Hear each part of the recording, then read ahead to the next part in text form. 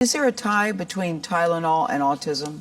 No, the best evidence does not show an association between Tylenol and autism. So the best recent study looked at 2.5 million kids from Sweden. They used sibling comparisons to factor out genetic factors and other factors, and they found no increase in risk in autism, ADHD, or other intellectual disabilities for pregnant women who used Tylenol during pregnancy.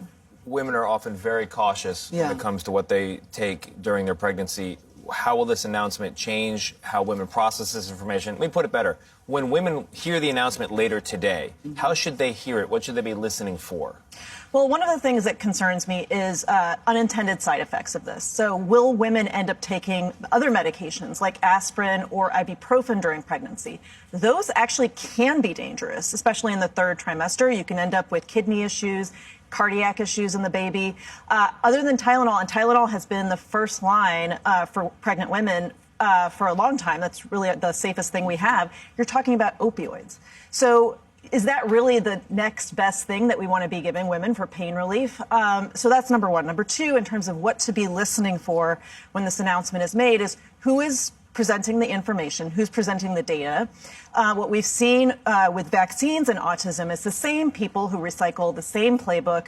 First it was MMR vaccines, then it was thimerosal, then it was aluminum. Is it the same people recycling the same playbook over and over again? This administration, they're also reportedly planning on touting a lesser-known drug as a potential autism treatment. What more do you know about that?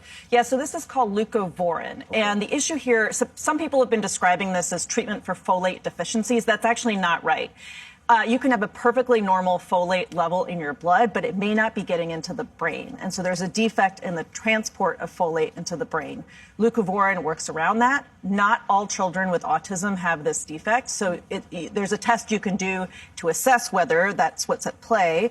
For those kids, leucovorin has been shown to help, particularly with speech, getting kids to be more verbal than they were before. How concerned is the medical community about this? Because I think if I was pregnant, I would be so freaked out now about what to do and who to believe and who to believe. I mean, look, the medical community, the scientific community is very much has the same consensus, which is that Tylenol, acetaminophen, is safe in pregnancy. If you have a high fever during pregnancy, that can cause neurodevelopment issues in the baby. So you don't want to let that fever go untreated. Right. And, you know, pregnant women may have pain, and that's not something that should go untreated either.